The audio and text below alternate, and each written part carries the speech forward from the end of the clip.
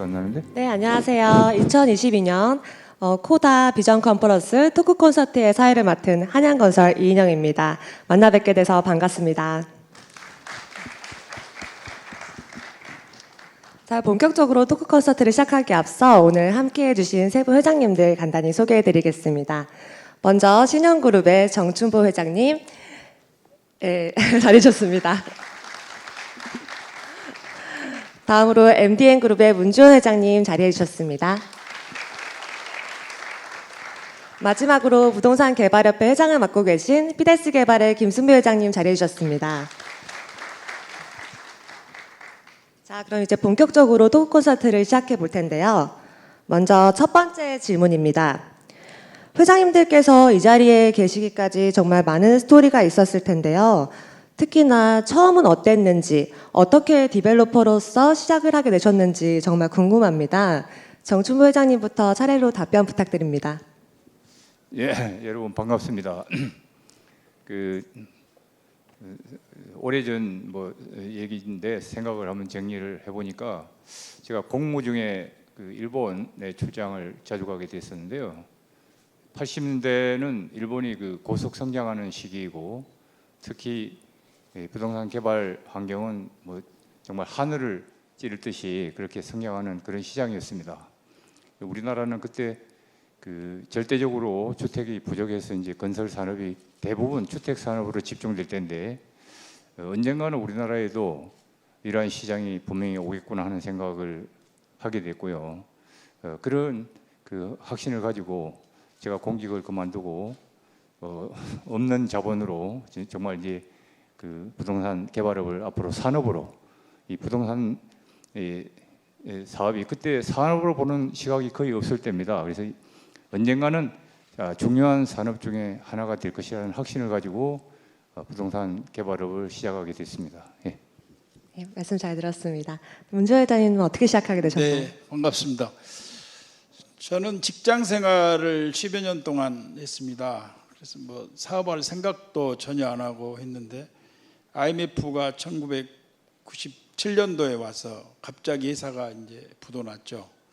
그때 대한민국 국가가 부도날 때이기 때문에 기업이 한 4만 개 정도 부도나서 제가 다니던 회사도 이제 부도가 나서 그 회사 다닐 때 이제 부동산 개발업을 담당을 했고 임원을 했기 때문에 먹고 살아야 되잖아 일단. 그래서 뭘 할까 생각하다 보니까 내가 배운 게 도둑질이라고 개발 사업을 해야 되겠더라고. 그래서 저는 원룸 오피스텔에 직원 하나하고 같이 1998년도에 시작한 게 열심히 하고 꿈을 가지고 하다 보니까 오늘의 이 자리에 온 것 같아요. 그러니까 어떻게 보면 운명 같기도 해요. 내가 살아온 과정을 보면 뭘 해야 되겠다는 것도 중요하지만 환경적으로나 분위기적으로 또 더 중요한 것은 그때그때 최선을 다하고 희망을 갖고 계속 연구하고 하면은 기업이 클 수도 있다라는 생각을 했습니다. 저도 우리 문 회장님처럼 직장 생활 20년 하고 나와서 이제 개발을 시작한 케이스인데요. 저는 20년 동안 대형 건설 회사에서 있으면서 개발사업본부에서만 13년 정도 있었어요. 그리고 마지막 했던 일들은 이제 사업 팀장, 사업의 영업을 했죠. 그래서 회사 조직 내에서 이제 소위 말하는 디벨로퍼 실무를 담당하는 실무 책임을 담당하는 역할까지 했는데 마침 회사가 워크아웃에 들어가서 그 회사의 미래가 굉장히 불확실한 그 시기에 저는 제가 하고 있는 개발 사업, 특히 이제 주택 개발 사업을 계속 하고 싶은 생각이 굉장히 많았어요. 그래서 곰곰이 생각해 보니까 미래의 이 조직에서 그 일을 계속 해 나갈 수 있을지 없을지 굉장히 이제 불확실한 그 시기. 그래서 내가 40대 초반에 여기서 더 있다가는 기회가 없을 수도 있겠다 해서 이제 회사를 때려치우고 나와서 한 1년 정도 오피스텔을 얻어가지고 그러면 회사를 하면 어떤 식으로 해야 될지 무슨 아이템을 해야 될지 한 1년을 고민하고 그래서 그 다음 해에 이제 회사를 만들어서 또 뜻이 맞는 이제 지인들과 만들어서 지금까지 해 오고 있습니다. 정말 원룸 오피스텔에서 시작해서 이렇게 큰 회사를 일궈오신 게 정말 대단하다는 생각이 듭니다. 정말 오랜 시간 동안 한 여백에서 계셔온 만큼 많은 어려움도 겪으셨을 것 같은데요. 가장 기억에 남는 위기의 순간, 그리고 그 어려움을 어떻게 극복하셨는지 여쭈어보고 싶습니다. 정충호 회장님부터 답변 부탁드립니다. 네. 뭐 초기부터 그 생각보다는 사업이 순조롭고 또 하는 것마다 아주 뭐 잘 되는 그런 그 환경이 상당 지속이 됐는데, 제가 2000년 중후반에 그 청주에 있는 대농이 가지고 있던 그 방직 공장 부지가 한 16만 평 정도 됩니다. 그 땅을 그 민간 도시개발 1호 사업으로 인허가를 받아서 이제 사업을 시작했는데, 그 동안에 저희들이 그런 성장 과정만 거쳤기 때문에 한 번도 실패라는 걸 해본 일이 없었던 것 같아요. 그래서 모두가 다 그 흥분한 상태에서 너무 그렇게 가행 투자를 한 거 아닌가, 결과적으로. 거기다가 이제 그 2009년입니까? 8년에 그 금융위기가 터졌잖아요. 우리가 사업을 시작해서 초기 단계에서 금융위기가 터지니까 정말 감당하기 어려운, 물론 그 사업 전체가 우리 투자 금액으로 보면 한 3조 5천억 되는 사업이었는데, 청주라는 지방 도시의 인구가 그때 65만 명입니다. 65만 명이 그런 큰 사업을 받아줄 만한 경제력이 없었던 거죠. 뭐 그런 것들을 우리가 오판을 했던 것이고, 또 그 와중에 이제 그런 금융위기라는 쓰나미가 덮치는 바람에 굉장히 어려움이 컸지만은 저희가 초심을 잃지 않고 또 원칙을 중시하고 그런 것을 꾸준하게 노력한 결과 지금은 이제 도시를 하나 만들어 놓은 그런 과정을 겪었는데, 그때가 생각해 보면 가장 어려웠던 시기였던 것 같습니다.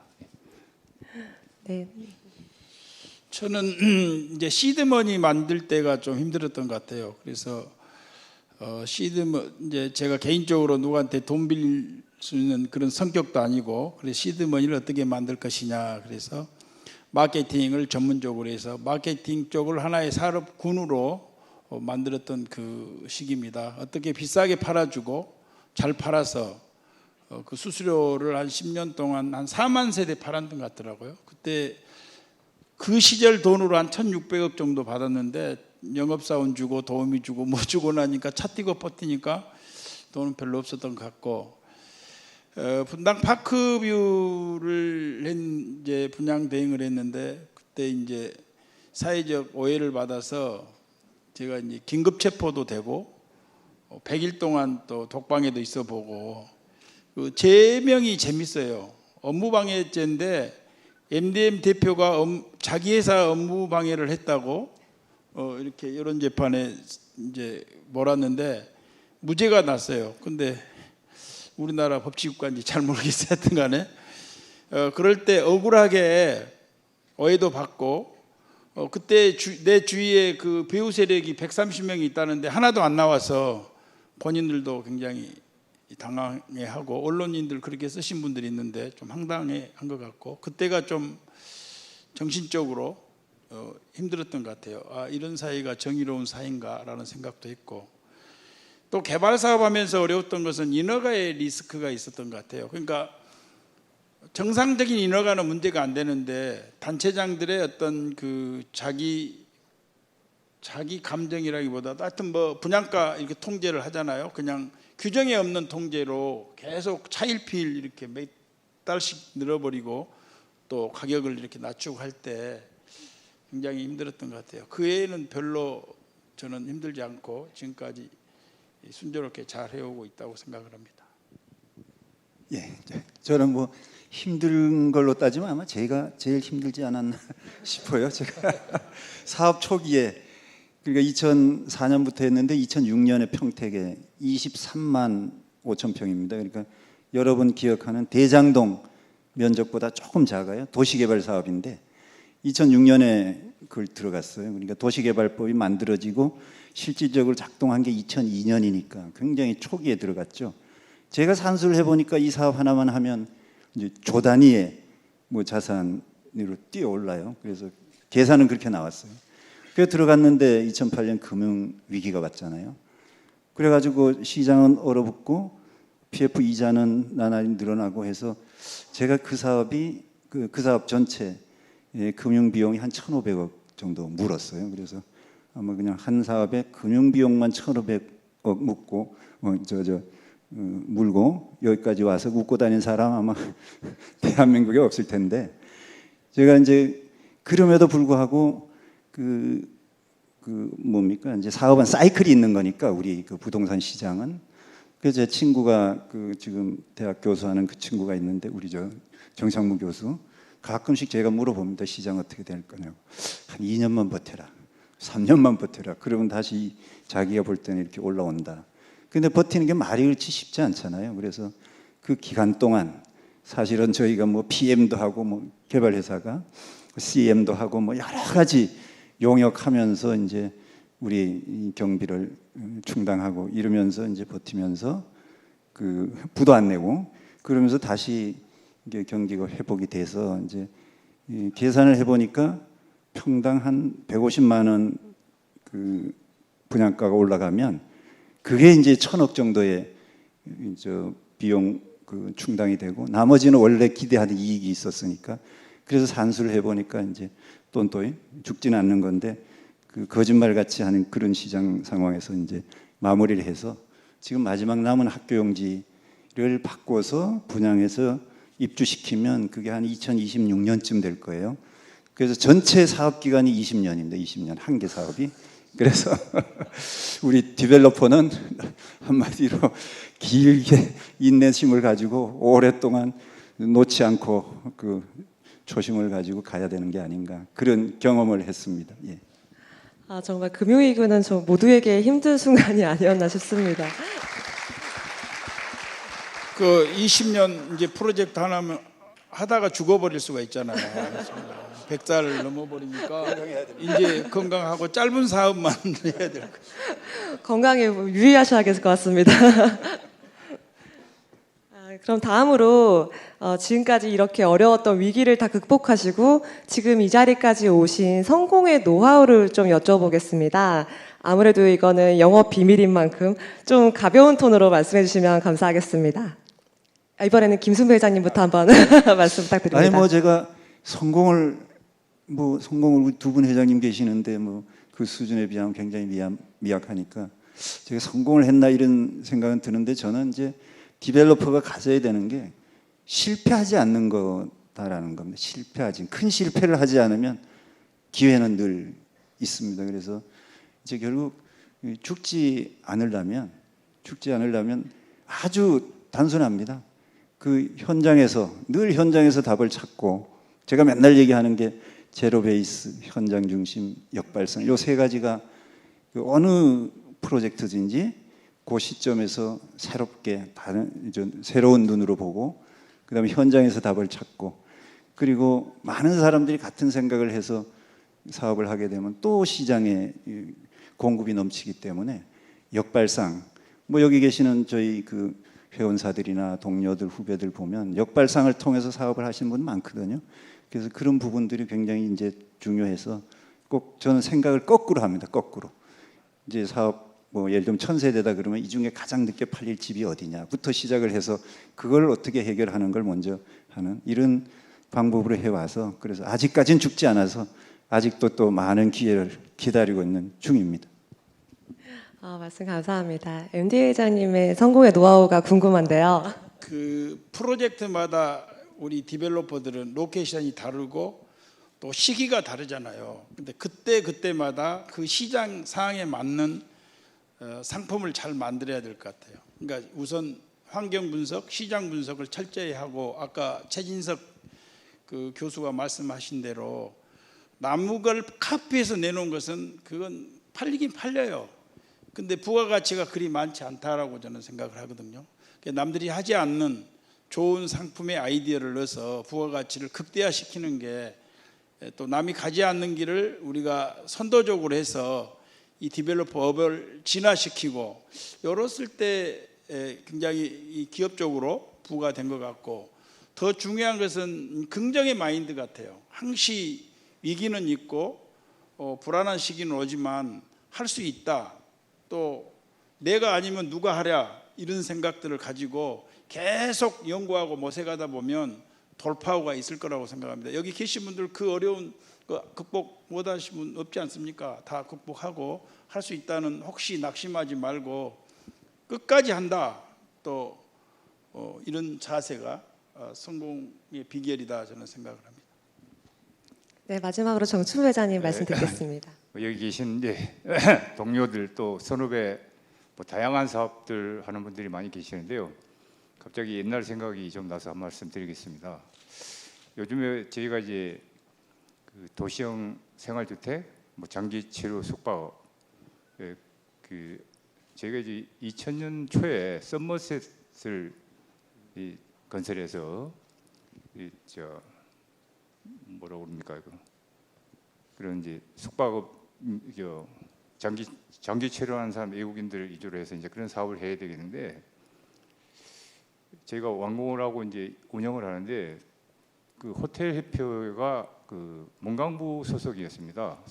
그래서 호텔 협회가 이 우리가 하고 있는 이 산업이 이제 허가가 없으니까 우리가 근본이 없으니까 이 불법이다. 그래서 이제 그 우리가 소송을 당해가지고 대법원까지 가서 결국 저희가 패소를 했었습니다. 종로에 있는 그렇죠. 이제 그 산업 자체가 패소를 한 거예요. 그래서 형사 처벌을 받을 위기가 왔는데 저희가 그 법을 만들기 위해서 그 문화관광부 아무리 설득을 해도 또 제가 국무총리실까지 찾아가서 해외 사례들도 쭉 이렇게 설명을 드리고 각고의 노력을 했는데도 갈 때마다 이건 문광부에서는 도저히 안 되겠구나. 따져보니까 그 여간 뭐 이 여인수 이게 이제 어디가 소속이냐면 보건복지부 소속입니다. 보건복지부에다가 우리가 이 법을 만들어 주십시오. 그래서 이제 국회 전문위원을 통해 가지고 또 그리고 국회의원들을 보건복지위원들을 전부 썸머셋 초청했죠. 해서 현재 상황을 설명을 드리고 대부분 여기 숙박을 하는 분들은 외국에서 장기 체류로 하는 그 근로자들 내지는 그 기업에서 나와 있는 분들인데 이런 시설이 앞으로 우리나라에 꼭 필요한 시설입니다. 그렇게 설득을 했는데 여러 번 뭐 이렇게 거절을 당하다가 10년에 걸쳐서 그 법을 만들게 된 겁니다. 여러분들 지금 도시형 생활 숙박업 하는 분들도 많이 계시고 또 그 법의 이름이 장기 체류 숙박업입니다. 보건복지부 산하거든요. 그 레지던스죠. 우리 그 레지던스를 합법화하기 위한 법률을 만드는데 10년간의 노력이 걸렸던 겁니다. 여기서 박수 한번 쳐드리시죠. 그래서 제가 말씀드리고자 하는 것은 특히 지방 도시나 관광지들 가면은 상당히 난립되어 있는 것이 지금 현실입니다. 그래서 우리가 법을 어렵게 만들어서 정부를 설득해서 만들었는데 이 법이 정말 좋은 방향으로 더 발전하기 위해서는 우리 모두가 많은 노력을 해야 되고 또 사회적 책임을 다해야 될 그런 때가 아닌가 생각합니다. 여러분들 사업들 이렇게 열심히 해서 또 사업 번창하시고 그 법을 통해서 많은 사업 기회를 얻기를 바라겠습니다. 오늘 성공의 노하우 3가지를 꼭 기억하셔야 될 것 같습니다. 역발상, 그리고 긍정적인 마인드, 법을 새롭게 만드는 적극적인 자세, 이 3가지를 꼭 기억해 주시기 바랍니다. 이번 질문도 앞으로 디벨로퍼로서 성공하신 분들이라면 귀를 기울이셔야 할 것 같은데요. 디벨로퍼가 마땅히 갖추어야 할 역량이 여러 가지가 있겠지만 가장 중요한 한 가지를 뽑으라면 어떤 것이 있을까요? 정춘보 회장님부터 말씀 부탁드립니다. 아까 그 최진석 교수님 뭐 좋은 말씀 많이 했었는데요. 우리가 부동산 산업을 통해서 가치를 창출하고 또 그것을 통해서 사회적 책임을 어떻게 할 것인지 우리가 이제 거기까지 우리가 준비를 해야 될 때가 아닌가. 그동안에 우리가 산업의 발전을 위해서 부단한 노력을 했다면 앞으로 더 많은 책임도 질 수 있는 그런 책임 있는 그런 단체 내지는 업체가 돼야 우리가 인정을 받지 않겠나 그런 생각을 하게 됐습니다. 네. 그 우리 디벨로퍼들은 아까 많이 긴 시간은 20 몇 년도 하고 짧아야 3년에서 5년, 10년 이렇게 걸리잖아요. 그러니까 그동안에 세상이 많이 변하기 때문에 저는 인사이트 통찰력이 좀 있어야 된다. 전 세계의 흐름이라든가 국내 경기 상황이라든가 사회 변화가 어떻게 바뀔 거냐에 따라서 우리가 상품을 만들고 또 땅을 사고 그럴 때 좀 멀리 보고 살 수 있는 그런 안목이 필요하다. 그러기 위해서는 공부를 좀 많이 해야 된다. 단순한 부동산 공부만 한 게 아니고 세계 전반에 관한 경제적 공부뿐만 아니고 흐름을 읽을 수 있는 그 안목이 필요하다라고 저는 생각을 합니다. 예, 저는 뭐 아까 저 최진석 교수님 뭐 잘 짚어주셨는데 늘 하는 이제 질문이 내가 하고 있는 이 일이 본질이 뭔가, 본질, 내가 하고 있는 이 내 직업의 본질, 그 부분에 대해서는 끊임없이 자기에게 질문을 하고 그거에 대한 자기 확신은 분명히 있어야 될 것 같습니다. 그래서 이제 우리가 공간을 만드는 일이죠. 그냥 본질은 공간을 만드는 일인데 그 공간이 다양하기도 하고 또 시대에 따라서는 만들어놔도 아무도 그걸 가져가지도 않고 어쨌든 간에 우리는 이제 공간을 만드는데 그 공간은 시대에 따라서 또 사람에 따라서 굉장히 다양한 니즈를 갖고 있는데 그리고 우리가 하고 있는 그 공간을 만드는 과정에서 디벨로퍼가 하는 역할, 그 우리 저 문주원 회장님 맨날 이제 말씀하신 건 오케스트라의 지휘자 역할이다. 그 업의 본질과 그 역할에 대해서는 끊임없이 자문자답해 가면서 일들을 하는 것이 필요하다고 생각을 합니다. 디벨로퍼가 되기 위해서는 정말 많은 능력이 필요한 것 같습니다. 다음으로 이렇게 세 분 회장님들께서 앞으로 또 어떠한 행보를 하실지가 정말 궁금해지는데요. 세 분 회장님들께서 앞으로 사업뿐만 아니라 사회적, 개인적으로 어떠한 목표를 갖고 계시는지 편하게 한 말씀씩 부탁드립니다. 이번에 김승배 회장님부터 말씀 부탁드립니다. 예, 저는 늘 이제 갖고 있는 생각이 뭐 다양한 면에서 각자의 제가 바라는 게 있겠지만 그 중에 디벨로퍼로서는 우리 지금 서울이 이제 제일 큰 수도 서울에 없는 게 있습니다. 대규모 복합 개발된 공간이 없습니다. 예를 들면 역을 포함해서 그런 복합된 공간이 분명히 필요한 시기이고 그 뭐 미국으로 따지면 허드슨 야드라고 얘기할 수도 있고요. 이제 일본의 록공기일 수도 있고 또 런던에 가면 킹스 크로스도 있고 이런 우리가 지금 스케일로 보면 지금보다 훨씬 더 큰 메가 프로젝트에 우리 디벨로퍼가 다른 여러 파트너들과 함께 그거를 개발하고 그런 개발이 하나가 일어나면 그 지역 전체가 바뀝니다. 그 지역 전체가 좋아지죠. 그런 역할에 이제 중심에 디벨로퍼가 있고 저는 그러한 프로젝트를 하나 이제 한번 뭐 지휘를 해보고 싶은 거죠. 그러려 그러면 뭐 제도도 바꿔야 되고 뭐도 해야 되고 함께하는 파트너도 또 있어야 되고 이제 선결 문제는 있지만 하여간 저의 꿈은 그런 프로젝트를 한번 해보고 싶습니다. 메가 프로젝트 꼭 성공하시기를 기대해 보겠습니다. 난 항시 두 번째네. 다음은 제일 먼저. 어차피 뭐 다 알다시피 기업은 계속 성장 발전하고 커지고 있지 않습니까? 특히 우리 디벨로퍼 분들도 이미 이제 대기업군에 우리 정춘보 회장님이랑 저랑 다 들어와서 있는 많은 회사들도 있는데 저는 기업은 커진다고 보고 더 중요한 것은 기업이 커진 것과 더불어 사회적 책임, 그다음에 존경받는 기업인으로서 자리를 좀 잡아야 되지 않겠냐. 우리가 불과 10년 전, 20년 전만 해도 업자 취급을 받았지만 지금은 우리가 이제 선진국처럼 모든 걸 리더해 나가는 디벨로퍼로서 또 더 나아가서는 사회적 책임, 사회적 역할 또 이런 게 굉장히 중요하다. 그래서 존경받는 기업인이 됐으면 좋겠다라는 생각을 갖고 있습니다.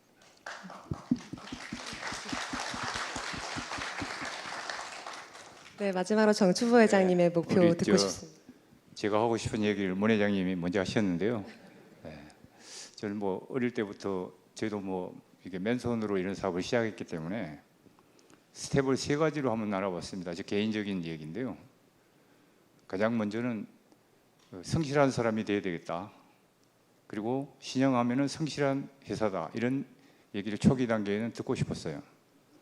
스텝 2는 정춘보 하면은 저 사람은 신뢰받을 수 있는 사람이다. 그리고 신영은 신뢰받을 수 있는 기업이다. 그게 스텝 2입니다. 이제 마지막까지 아직 못 가고 있는데요. 정춘보 하니까 나름대로 여러 가지 부족하지만은 존경받을 만한 사람이다. 그리고 신영은 사회적으로 존경받을 기업이다. 이것이 궁극적인 목표고 그런 존경받기 위한 꾸준한 노력을 하고 싶은 것이 저희 개인적인 소망입니다. 네, 감사합니다. 이미 많은 분들이 존경하는 기업인으로 꼽고 계시는 것 같은데요. 벌써 시간 관계상 마지막 질문을 드려야 할 것 같습니다. 마지막으로 가장 중요한 질문을 드리겠습니다. 올해는 한국부동산개발협회 18주년인데요. 그리고 저희는 지금 금리 인상, 인플레이션 등 지금까지 보지 못한 대변혁의 시대를 맞이하고 있습니다. 이러한 시대를 맞이해서 저희 업계 디벨로퍼들의 소명과 역할이 뭐라고 생각하시는지요? 마지막으로 당부하고 싶으신 말씀과 함께 부탁드립니다. 이번에는 문지원 회장님부터 답변 부탁드립니다. 지금 우리가 한 10여 년 동안은 굉장히 봄, 여름 같은 시기를 만났다고 디벨로퍼들 저는 생각을 합니다. 그래서 돈 많이 버셨죠? 여기 계신 분들도.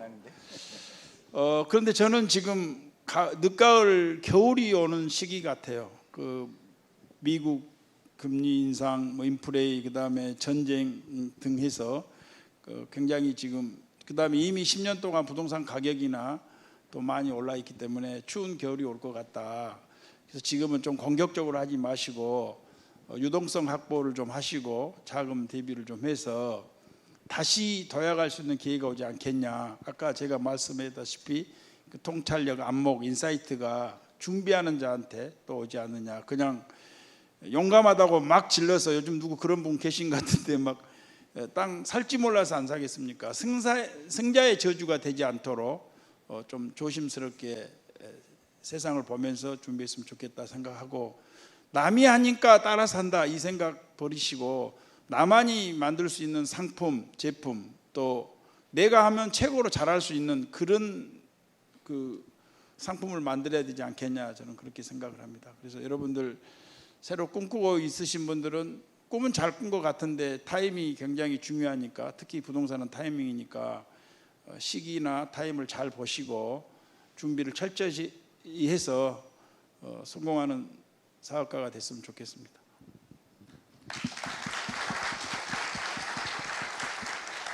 다음은 정춘보 회장님 한 말씀 듣겠습니다.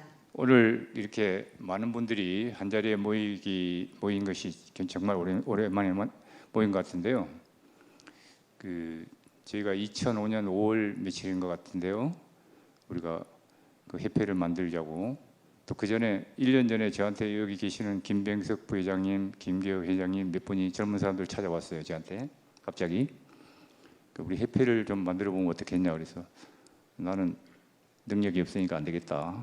극구 사양을 했는데 저분들이 일은 자기들이 다 할 테니까 꼭 앞에 가서 총대를 매달라고 했습니다. 근데 10몇 년의 세월이 흘렀는데 정말 짧은 시간이면 짧고 길다면 길은데 너무나 자랑스럽고, 여러분들 너무나 정말 우리 큰 협회의 자산이 이렇게 많이 늘었구나. 여기 계신 분들이 우리 모두의 자산이잖아요. 사실은 이런 큰 자산을 가지고 있는 엄청난 협회로 발전하게 된 것은 옆에 계시는 문지연 회장님, 또 지금 김승배 회장님은 초기부터 수석 부회장을 10몇 년 맡다가 이제 회장님을 맡고 계시는데, 여러분 저는 초석을 나왔다면은 이 두 분들이 오늘날 이 자리가 있기까지 정말 많은 노력을 하신 겁니다. 여러분들 두 분을 위해서 뜨거운 박수 한번 보내주십시오. 감사합니다.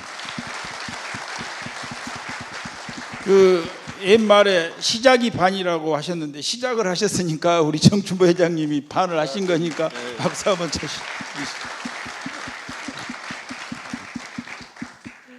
다음 현 회장이신 김승배 회장님 말씀 듣겠습니다. 그렇습니까? 뭐 서로 이렇게 저 하는 자리 같은데요. 저야 이 두 분 훌륭한 저 큰 나무가 있어서 그 그늘 속에서 이제 편안하게 사실은 여기까지 온 것 같습니다. 그래서 그 과정에서 사실 우리 같이 함께 한 뭐 동료, 선후배, 디벨로퍼들 굉장히 많거든요. 그분들을 이렇게 뵈면 한 분 한 분 정말 배울 점들이 자기만의 필살기 분명히 있습니다. 그러니까 각자의 그 그 잘하는 그 영역을 가지고 그걸 찾아서 늘 이 시장에서 사업장에서 그 결과를 내는 분들이고요. 그래서 사실은 오늘 다른 것보다도 정말 이렇게 그 감회가 그 가슴이 벅찬 게 우리 협회에 지금 초대 회장님부터 이게 저까지 해서 회장을 여기만 3명 이렇게 앉아서 서로 덕담도 하고 뭐도 하고 이런 모습을 보이는 업계가 어디 있나 싶어요. 다 어떤 서로 이제 경쟁자이고 뭐고 막 이런 뭐 원한 관계도 있고 하는 그런 과정에 우리는 이렇게 함께 그 업에서 서로 형 동생 하면서 밀어주고 당겨주고 또 이 업의 발전을 위해서 또 그 똑같거든요, 마음이.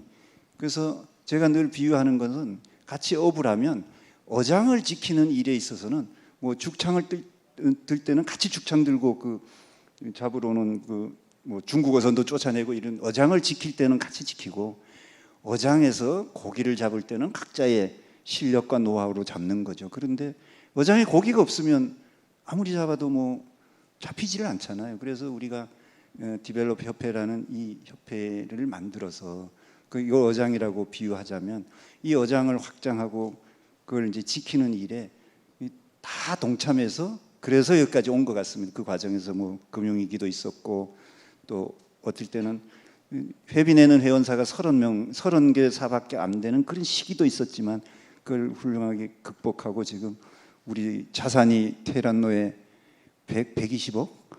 그러니까 우리 문전 회장님이 워낙 투자를 잘하셔가지고 싼 값에 1680만 원 평당 오피스를 테란노에 있는 걸 사서 400평입니다. 400평.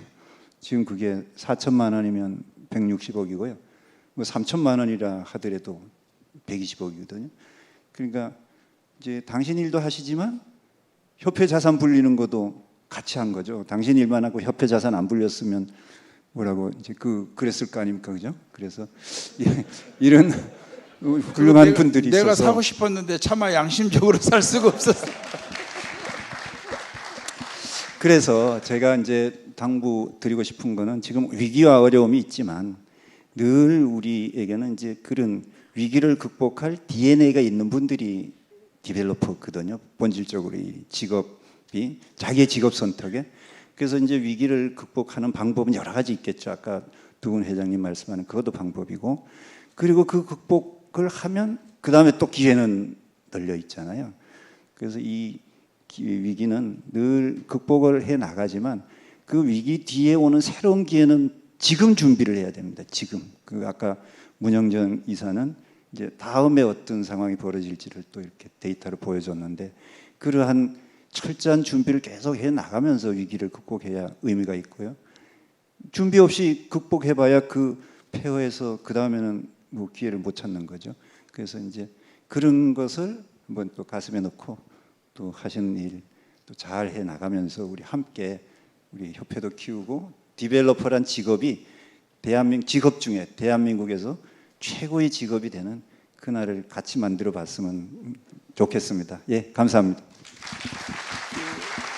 질문 다 끝나셨죠? 네. 긴급 제안할게요. 여기 우리 동지들이나 또 후배들이 있는데 혹시 사회자가 질문한 거지만 여기서 혹시 한두 분 질문하고 싶은 있을 수 있으니까 기회를 한번 주시는 것도 어떠신지요? 이렇게 세 분 회장님을 한 자리에 모신 것도 정말 특별한 일이 아닌가 싶은데요. 혹시 질문이 있으신 분들 질문 한두 개만 받도록 하겠습니다. 기자분들 많이 와 계신데 질문 안 하세요? 워낙 우리가 토크쇼를 잘해서 질문이 네. 예. 마이크.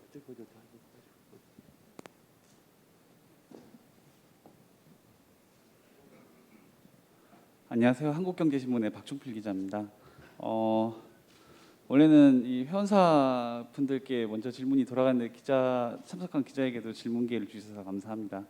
이건 세 분 회장님 중에 좀 편하게 말씀해 주실 분이 있으면 저 말씀해 주시면 될 것 같아요. 문 이사님께서 PPT 하셨던 것도 굉장히 인상 깊게 봤는데 향후 이제 부동산 시장이 어떻게 될 것인가 또 그 대안 그런 것들에 좀 앞으로 어떻게 대비를 하고 계신가에 대해서 좀 질문을 드렸습니다. 아까 지금 협회장님께서 하신 말씀 중에 서울의 복합 개발 좀 한번 해보고 싶다고 말씀드렸는데 그 앞으로 지금 뭐 신형부터 시작해서 이런 1세대 디벨로퍼 기업들부터 앞으로 디벨로퍼 기업 이런 여러 기업들이 좀 어디에서 기회를 찾았으면 좋을지 좀 그리고 앞으로 지금의 위기는 앞으로 얼마 동안 지속된다고 보는지 좀 이런 전망들을 좀 한 번씩 해주셨으면 좋겠습니다. 제가요? 지금 위기는 극복한다고 생각하는 것 자체가 넌센스 같아요. 미국의 주가 폭락, 한국의 어제 오늘 폭락, 그다음에 각 경제 전문가들이 지금 완전히 떨고 있지 않습니까? 이 상태에서 전망을 내놓으라, 이건 좀 무리인 것 같은데요.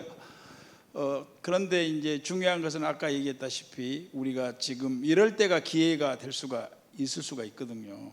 환경이 또 여건이 좋아질 때가 있습니다. 그러면 우리가 아까 얘기한 대규모 개발도 민간 합동으로 또는 아니면 관하고 할 수도 있고, 사회가 성숙됐을 때 그 여건이 마련된 것 같더라고요.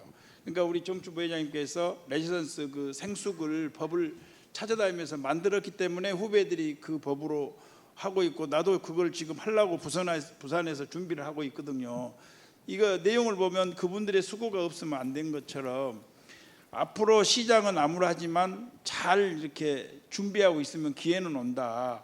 그리고 예측한다는 것 자체가 어쩌면 예측은 맞지도 않고 쉽지 않습니다. 저는 그렇게 생각합니다. 그래서 유동성 확보하고 준비하고 있다가 M&A를 하든 또 새로운 물건이 오면 잡든 이렇게 하면 될 것 같고요. 저는 디벨로퍼들은 경쟁자라고 생각하지 않습니다. 땅 살 때만 경쟁을 하고 나머지는 다 다르거든요. 지역이 다르고 물건이 다르고 물량이 영원히 만들어낸 거 아니잖아요. 아파트든 주상복합이든 오피스텔이든 상가든 그 지역의 특정한 몇 세대이기 때문에 저희들은 라이벌이나 경쟁으로 보면 안 됩니다. 같은 동지고 부산 지역에서 하고 서울 지역에서 하고 강남에서도 하고 분당에서도 하지 않습니까? 그래서 우리는 똘똘 뭉쳐서 하나의 어떤 산업군으로서, 미국은 대통령도 됐잖아요, 디벨로퍼가. 한국이라고 그렇게 못한다는 게 어디가 있습니까 앞으로? 그러니까 우리가 좀 큰 야심을 가지고 하면 더 얼마든지 발전할 수 있다라고 생각을 하는데, 우리 기자님 답에는 아마 안 됐을지 모르지만 지금은 저는 아무도 몰라요. 예, 덧붙여 말하자면 이제 뭐 우리 문 회장님처럼 큰 위기가 와서 그러면 이 시기에 뭘 해야 될 거냐? 아까 제가 어장 얘기를 했는데, 지금 현재 무언가를 하려고 그러면 다 걸리는 게 지금 정 회장 말씀하신 것처럼 법에 걸려서 지금 역세권 복합 개발 안 돼요. 지금 현재 법으로는. 그래서 지금 역세권 복합 개발 특별법을 만들고 있거든요. 그 민간 복합 개발, 도심 복합 개발 그것도 제도를 만들고 있거든요. 지금 제도 이제 허재환 교수님 잘 아시겠지만 국토계획법도 지금 바꾸고 있거든요. 거기에 다양한 개발, 도시계획이 이제 개발과 결합할 수 있는 새로운 제도를 지금 만들고 있습니다. 뭐 계획상으로는 한 9월 정도, 9월 국회에서 뭐 통과하겠다는데, 뭐 국회 저거상 될지 안 될지 모르지만 하여간 그 제도를 만드는데 저희 디벨로퍼가 역할을 할 수도 있고, 지금 사업적 여러 가지 장애를 미리 제거를 해놔야죠. 그러면 나중에 기회가 올 때 그걸 활용하면 되고요. 일기 신도시에 지금 디벨로퍼가 할 역할이 없잖아요. 특별법을 만들 때 우리 디벨로퍼가 들어가서 더 잘할 수 있는 그 역할도 그 법을 만들 때 또 담아놔야 되거든요. 그래서 우리가 다행히 정책연구실을 만들어서 우수한 인력을 이제 확보해서 지속적으로 연구하고 제안하고 또 설득하고 이런 과정을 지금 하고 있어요. 그래서 여기 계신 여러분들께서 이제 그런 아이디어가 있고 정책 불합리한 점이 있으면 바로바로 피드백을 해서 협회에 주시면 그걸 잘 만들어서 또 제도 개선을 좀 가급적 빠른 시간에 할 수 있도록 저희가 힘을 합쳐가지고 그렇게 하도록 그렇게 하겠습니다.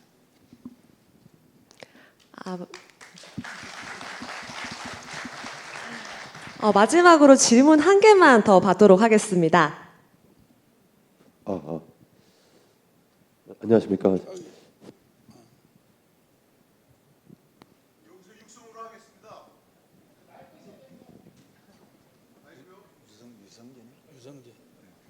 우리 유성재 회장님 목소리 좋으니까 멋지게 해보세요. 반갑습니다. 유성재입니다. 이렇게 어려운 때에 미래의 타겟책은 다른 거 없습니다. 많이 돈이 들어올 수 있게 세제를 좀 완화시켜주면 되는데, 우리가 총 벌기를 하더라도 양도세라든지 무슨 저 자녀에게 줬을 때 뭐 미국은 300억에 문제가 없는데 100억이면 뭐 그냥 이상이면 50% 들어가는 이런 정책을 바꿔나가는 총궐기를 했으면 좋겠습니다. 아멘. 그건 OECD 국가 중에서 제가 이제 상속세하고 이제 증여세, 이제 양도세 이런 문제인데요. 저희 같은 경우는 기업이 창업주가 죽으면 거의 정부 걸로 돼버립니다. 대주주면 65%까지 누진돼서 있기 때문에 주로 이제 상속세가 없는 나라가 많고 많아야 OECD 평균 40%입니다. 근데 우리는 65%까지 나오더라고요. 그래서 이건 아마 정경련에서도 얘기해서 이 정부에서 지금 바꿔주려고 노력을 하고 있는 것 같아요.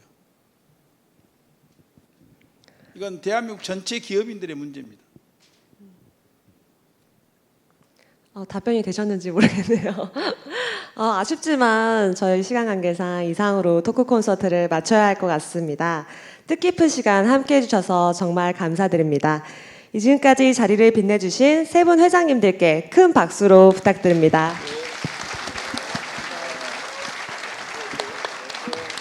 네, 감사합니다. 사회를 이끌어주신 이인영 실장님께도 다시 한번 박수 부탁드립니다.